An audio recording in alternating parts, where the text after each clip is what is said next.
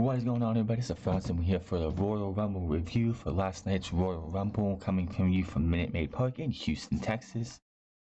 This was, of course, the kickoff to Wrestlemania season, or as everyone else knows, sign pointing season, because if you win the Royal Rumble, or you're going to WrestleMania, you point to the sign. Now, this pay-per-view had some ups, some downs, some head scratching, and some this was the right call type of things. Now, before we get into the Rumble show itself, of course, the very first matches were on the pre-show. That would be Chad Gable versus Sheamus. Sheamus wins, of course. No reason other than to say bro kicked it to Chad Gable with the win. Not something I was surprised it was. I wasn't surprised it was on the pre-show. We really didn't need 8 matches on the main card. Also, Zelina Vega took Andrade to the ring, as Andrade would be taking on Humberto Carrillo for the United States Championship, a match that was made in the late hours of Monday morning into the night hours, the early morning of Tuesday. And Andrade is your winner of this match as well. Again, I didn't watch the pre-show, so I'm just going to sit there and talk and just give you, not to blow my blows or anything, but Andrade wins.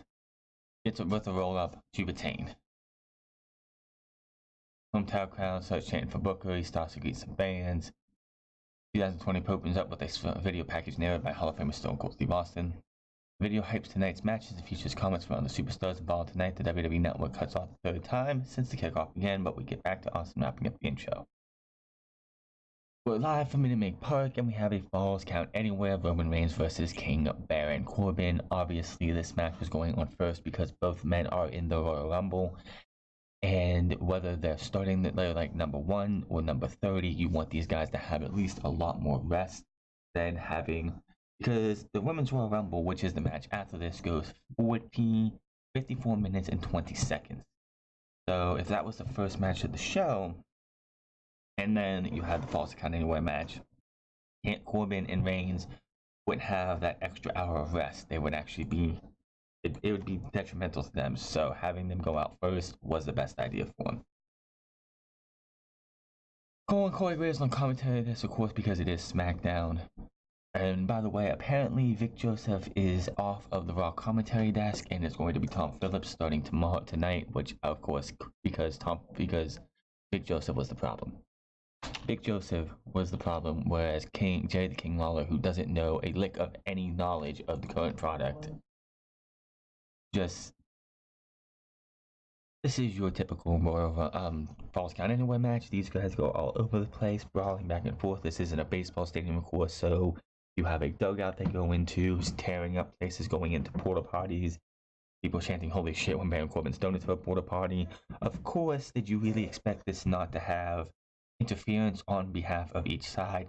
I did. I mean, come on. This is Corbin and Roman. They've been battling for months.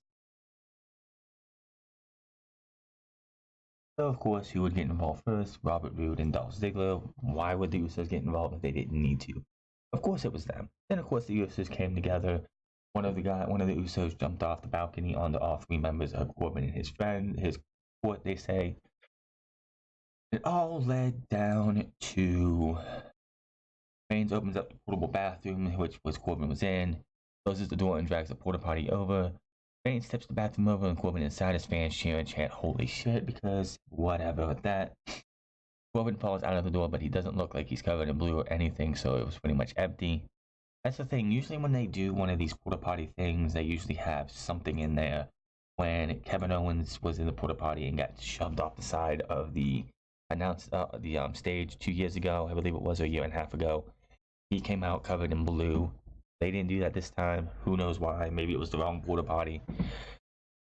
Corbin catches Reigns with a steel chair shot, and another. Corbin sends Reigns on top of the dugout now. Fans boo as Corbin stands tall in the dugout and delivers another chair shot. The boos continue for Corbin. He delivers another chair shot, then tosses the chair away. Corbin goes for the end of days on the dugout, but Roman rocks him. It's another Superman punch. Spear. 1, 2, 3 on the dugout, and Roman Reigns is your winner.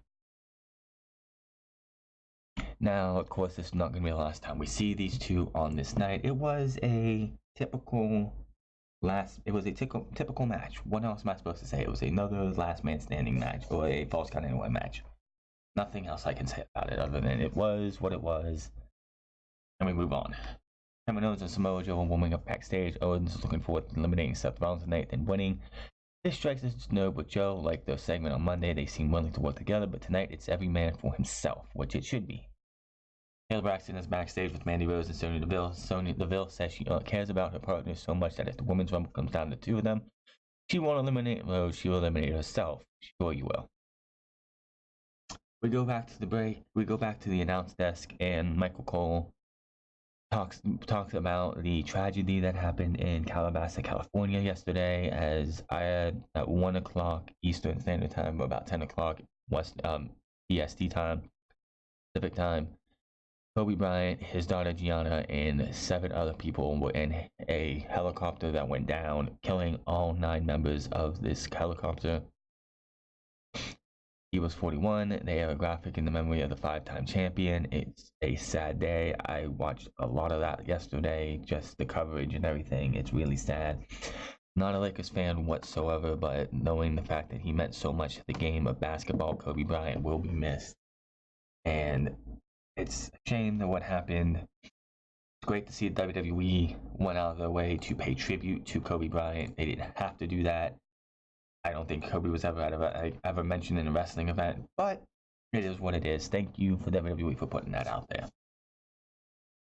It is now time for the Women's Royal Rumble match. And the entrants are as followed. Alexa Bliss and NXT's Bianca Belair are your first 2.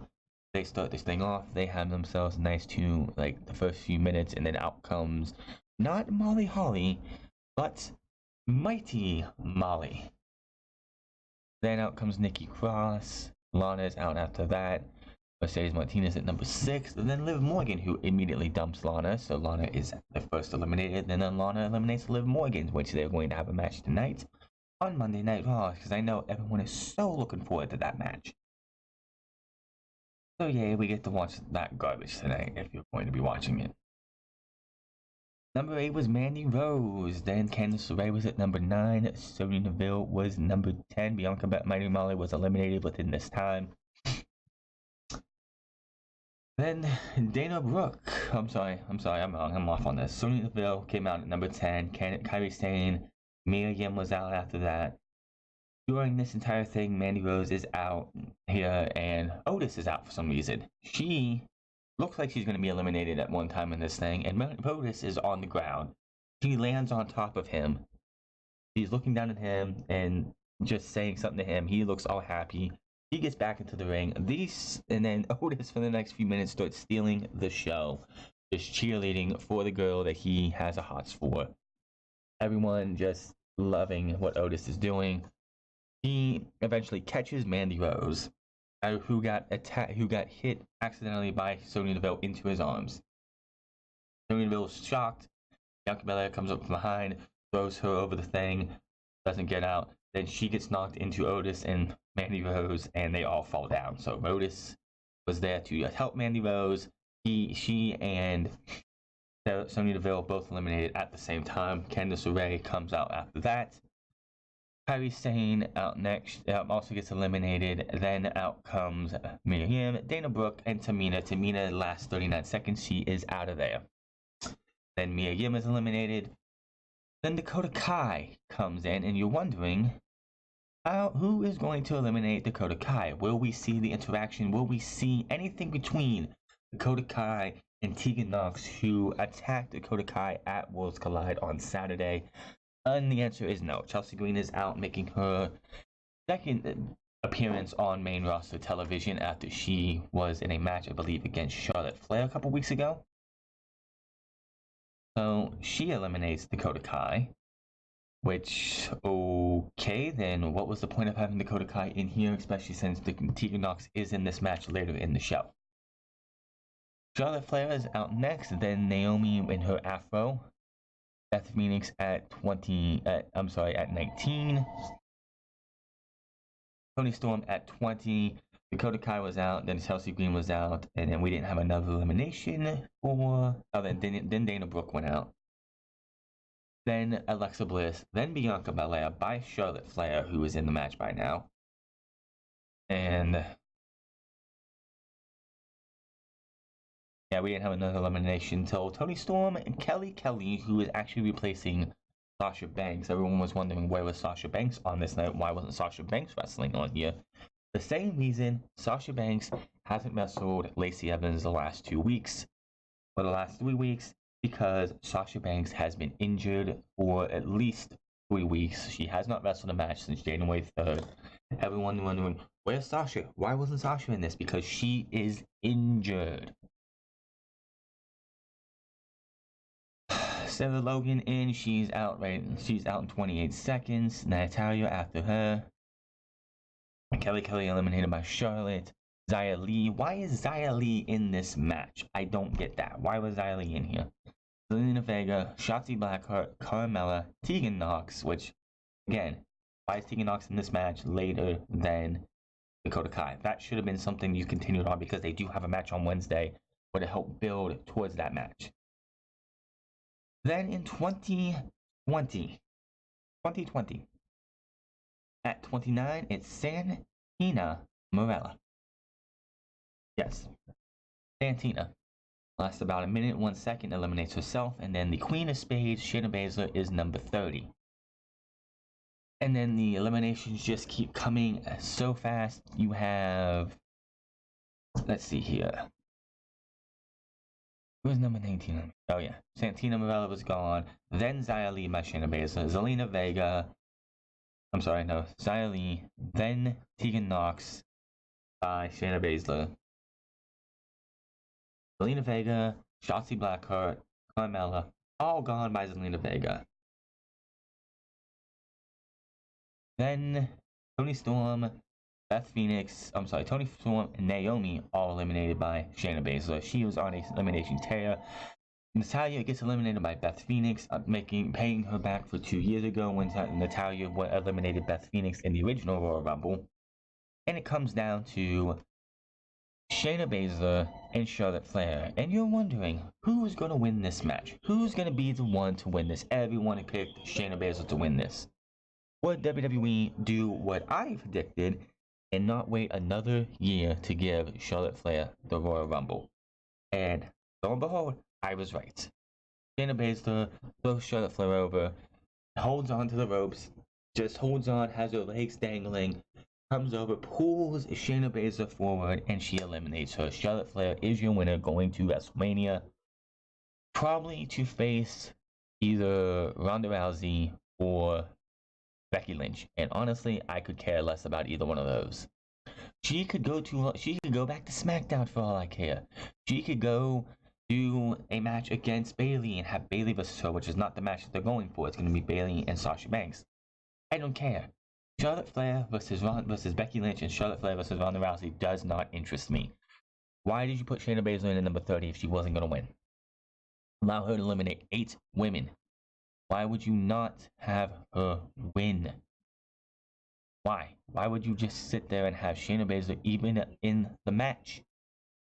Now, apparently, according to Dave Meltzer, the Wrestling Observer newsletter, this was actually supposed to be the winner of the Women's Royal Rumble was originally supposed to be Shayna Baszler. I don't know why they changed plans, but he said something between the 1st of the year and the 14th of the month, they changed plans and went with Charlotte Flair instead. I don't know why, but it just makes no sense why you would have Charlotte Flair. The only reason that Charlotte Flair, in my opinion, won this Rumble, the only reason she won this Rumble is simple. She is a Flair, and they want Charlotte Flair to have that accolade. That is the only reason she won. Only reason. That's the only reason I can understand. So Shayna Baszler and Bianca Belair actually tie for the most eliminations in a women's Royal Rumble match, with 8 passing Charlotte Flair and Michelle McCool in the 2018 and 2020, because Charlotte did have 5, but Bianca Belair and Shayna Baszler do something as well. So, is this the last time we'll see Shayna Baszler? I have no idea.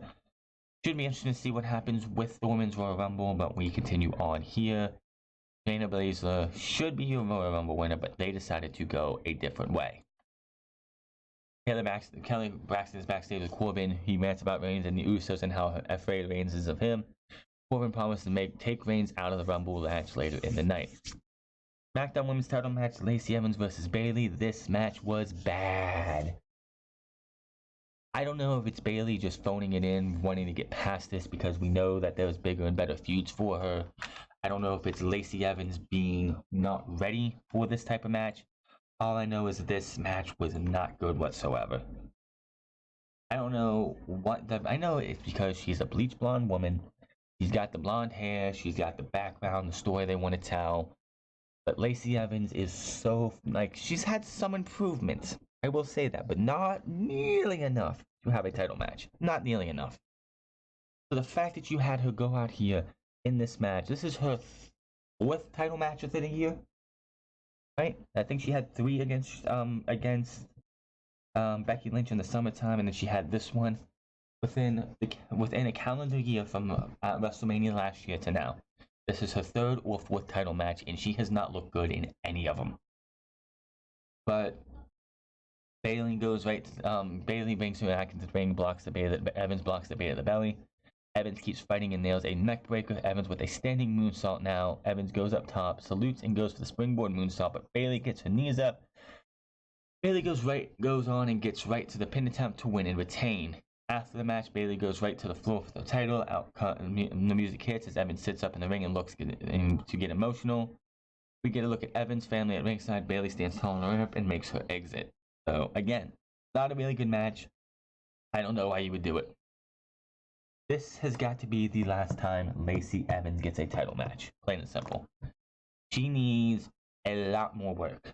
Like I said, she's getting better in the ring, but it's not to the point where she deserves another title match. I thought WWE would back away from her, but the problem with SmackDown is, unless you're going to make Alexa Bliss the next challenger, or Nikki Cross the next challenger, you have no one else but Sasha Banks or Lacey Evans. Now, it wouldn't surprise me if they move Charlotte over because they have nobody on SmackDown. They have nobody on either one of these brands. Yes, merging the divisions, merging the championships would be the smart way to go. But the fact that they don't want to do that, Fox doesn't want them to do that, it's not going to happen. So we have to sit here and suffer. Charlotte needs to go to SmackDown and take on Bayley. Why? Because Shayna Baszler versus Becky Lynch is a much better money drawing match, and because Shayna Baszler did not win the Women's Royal Rumble, it just makes it more obvious that they need Charlotte Flair to go to SmackDown, because I don't want to see Charlotte versus Becky for the millionth time. I'm over that feud. It needs to be at least 5 or 6 years before we see Charlotte Flair versus Becky Lynch again.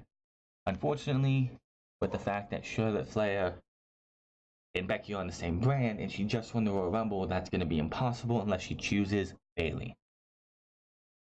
And if Sasha Banks is injured to a point where she ain't going to be able to make WrestleMania, they might not have a choice but to put Charlotte Flair. That might be why Charlotte won, is because they're going to have her go to SmackDown and take on Bayley, because Sasha Banks is not going to be able to make it to WrestleMania. And the Bayley versus Sasha Banks at WrestleMania is going to be scratched again. Universal Championship match, Daniel Bryan versus The Fiend, strap match it is. There was natural lighting. Holy shit. We get normal lighting. What the hell? It has nothing to do with them being outside in a baseball stadium. I've seen multiple times at lighting like that could be encapsulated in, shown like that in a baseball stadium. Maybe they didn't like the way it looked in rehearsals and stuff. All I know is this is how I want this to be seen. When we have The Fiend versus Daniel, if he wants to do the red lighting for his entrance, that's fine. But as soon as that bell rings, the lighting goes away. Or as soon as his entrance stops, that lighting goes away. We need natural light. So we have ourselves the strap match here, and it is a brutal match. It is a strap match. Again, I don't think this should have been this kind of match. I don't know why they changed it from the 4 corners, tapping each corner type of strap match, but I can understand also why.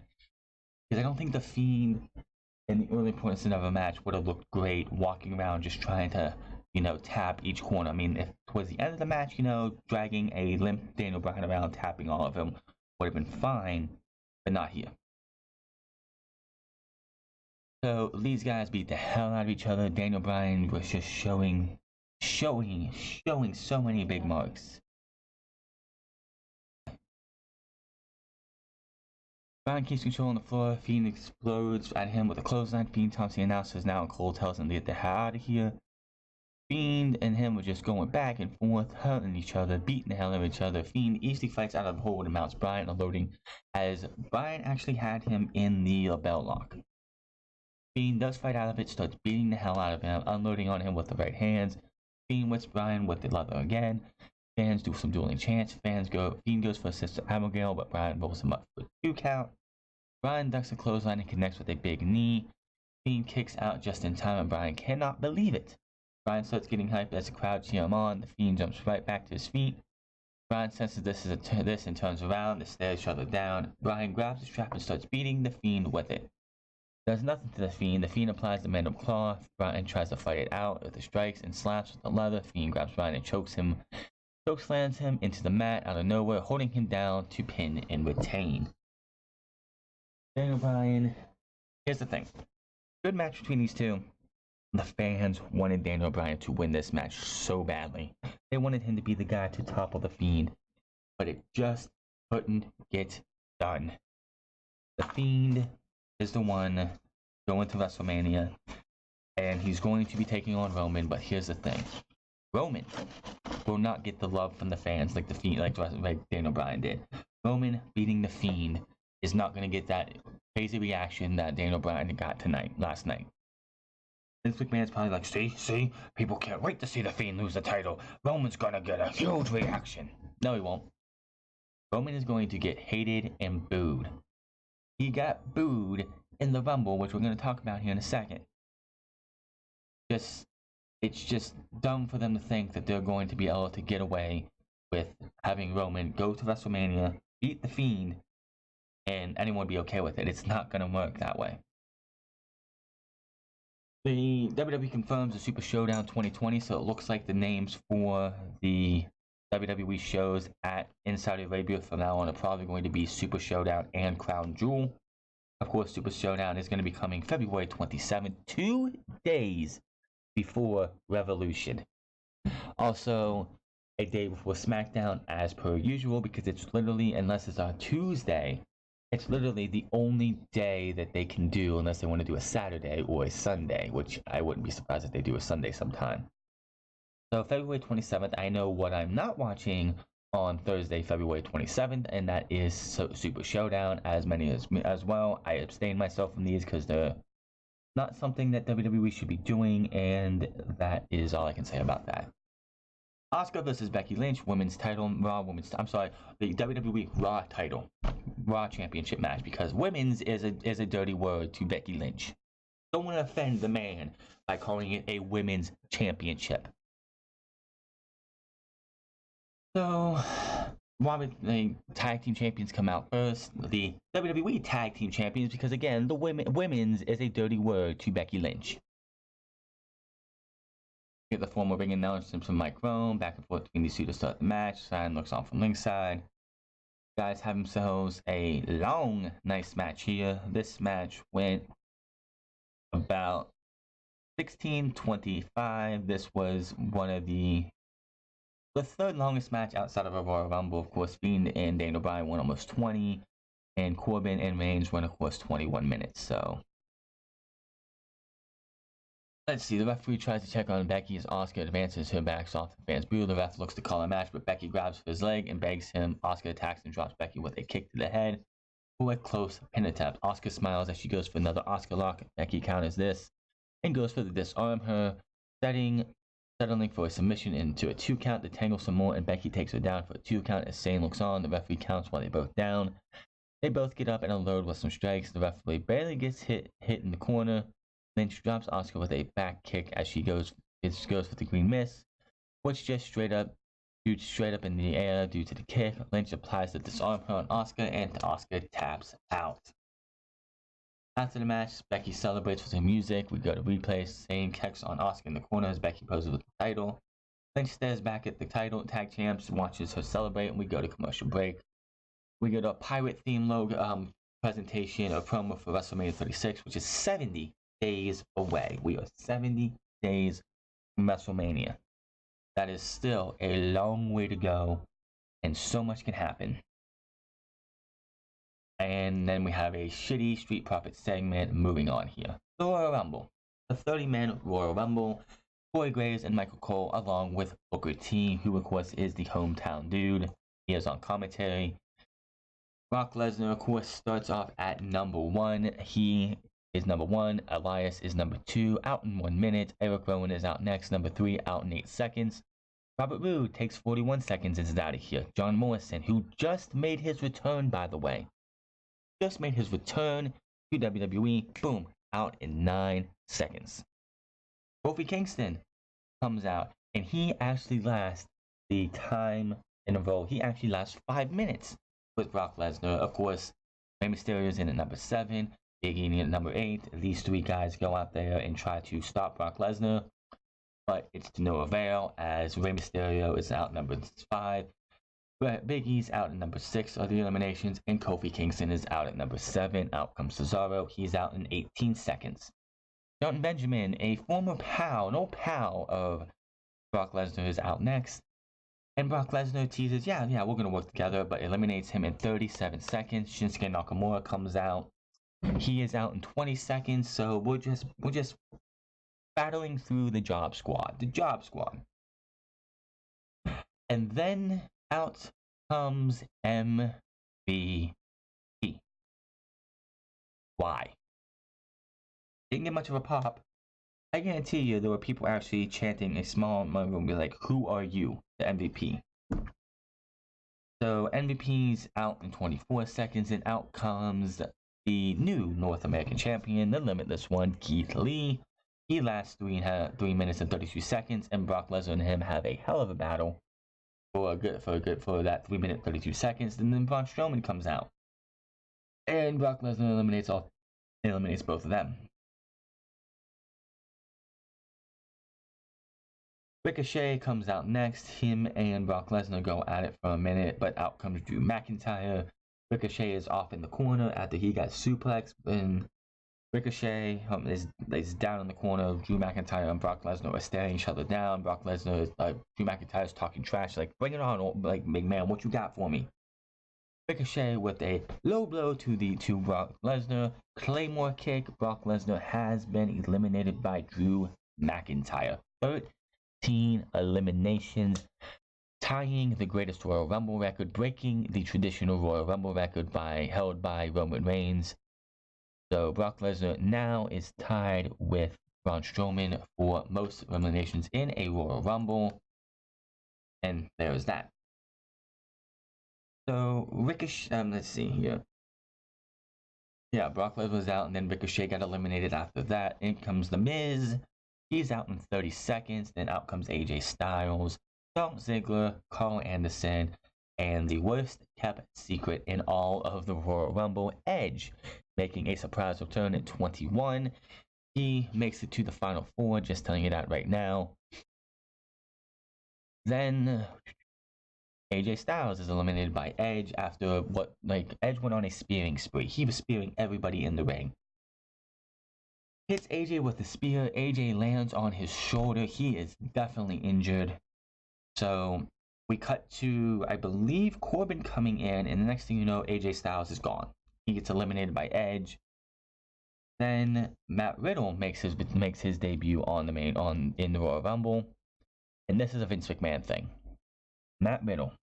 This dude is uber popular with the fans. The fans love themselves some Matt Riddle. Matt Riddle gets into it with Brock Lesnar, wants to get into a fight with Brock Lesnar, wants to retire Brock Lesnar. Shouldn't Matt Riddle have been in Keith Lee's spot? Shouldn't Matt Riddle have been there to, have a stare down with Brock Lesnar, have a couple fights with Brock Lesnar? But no. He comes in, gets a couple licks in on, who was it? I think it was Edge or Drew McIntyre. It was Drew McIntyre. And then Baron Corbin just grabs him from behind and throws him out in 41 seconds. Great. It's great. Drew McIntyre eliminates Corbin after that. Luke Gallows is out after that. He gets eliminated in 2 minutes. Randy Orton is number 25. Him and Edge work together for a good bit. Then number 26, Roman Reigns, the final participant from SmackDown, is out next. He lasts until the final 4. Kevin Owens is out next. Then Aleister Black, Samoa Joe, and Seth Rollins. So Seth Rollins, Akam, and Razor all come out. They eliminate. Aleister Black gets eliminated by Seth Rollins. Then Kevin Owens gets eliminated by Seth Rollins and the AOP. Samoa Joe gets eliminated after that, and then Seth Rollins gets eliminated by Drew McIntyre as he was left by himself with Edge, Drew McIntyre. Edge, Drew McIntyre, Roman Reigns, and I believe Randy Orton. Edge eliminates Randy Orton. Roman, who when he came out to this match got booed by half the crowd. Then he eliminates Edge. Crowd is booing this man. Nobody wants to see anybody but Roman. Anybody but Roman. Nobody wants to see Roman win this match. Then it looks like Superman Punch. It looks like Roman's going to hit that spear, win this match, and be hated by everybody. And out of nowhere, Claymore kick, throw him over the ring ropes. Roman Reigns is out. 4th year, in his 4th, in the 4th attempt at not winning, Roman Reigns is a 4-time runner-up, and Drew McIntyre is your 2020 Royal Rumble winner. And it's going to be Brock Lesnar versus Drew McIntyre at WrestleMania 36. Oh, happy day. Roman is eliminated. Everybody get what they want. Apparently, Roman was supposed to win this match as well. Who would have thought that would have been a good idea? Roman would have been booed heavily. Roman would have been hated by everybody. They made the right choice in this match compared to what they did at the Women's Royal Rumble. Having Roman come out here and almost winning but losing was the right decision. If Roman would have went out there, won this match, everybody would have been hating him. He would have went back to pre-leukemia Roman Reigns heat. Roman Reigns has only really been loved and only really in the position he has because of what happened in his real life. If it wasn't for that diagnosis, if it wasn't for him coming out and say, hey, I have leukemia, I gotta go fight this, I don't think Roman would be as loved as he is. So they held him back, and they still held him back. They'll find a way to get Roman versus The Fiend. It's going to happen. But I'm telling you now, Drew McIntyre got a huge response for winning this match. Daniel Bryan versus The Fiend, people wanting Daniel Bryan to win that match. Nobody's going to feel like that for Roman Reigns. WWE is going to have to do their best to find a way to make Roman Reigns look good by beating The Fiend, which is not going to happen. So, that is your Royal Rumble review. It was a good show. It is the Rumble. The Rumble is usually outside of course, the 2015 Royal Rumble, which was, 2015 Royal Rumble where Roman won in that very horrendous way. This was not bad. The Rumble's not bad usually. It's just that Women's Royal Rumble. Why would you have that end that way? Why would you have Shayna Baszler in at number 30 only to lose to Charlotte of all people? But I was right. I knew WWE. The first Royal Rumble, Charlotte Flair was the Raw Women's Champion, right? Or the SmackDown Women's Champion. She was champion. She was SmackDown, yeah. So she couldn't be in the Royal Rumble. Last year, it was all in the plans. Charlotte Flair was going to win the SmackDown, was going to win the Royal Rumble. And then Becky got hot. Becky got her face broken. She became a legend overnight in terms. And they had no choice but to give Becky that Rumble win. This year, they weren't tied down to that. So, by hook or by crook, Vince McMahon got what he wanted. So, we know where we're going with the women and the men for the Royal Rumble. Now, only to find out what's going to happen at the Elimination Chamber and who's going to be going to WrestleMania. We have 69 days left. I can't wait to see what happens going into WrestleMania. I know I'll be here for it. Hit that subscribe button, comment down below, like or dislike this video. Find me on Twitter at The Bronx Club. Find me on twitch.tv/The Club. And I'll see you guys tomorrow for Monday Night Raw's review.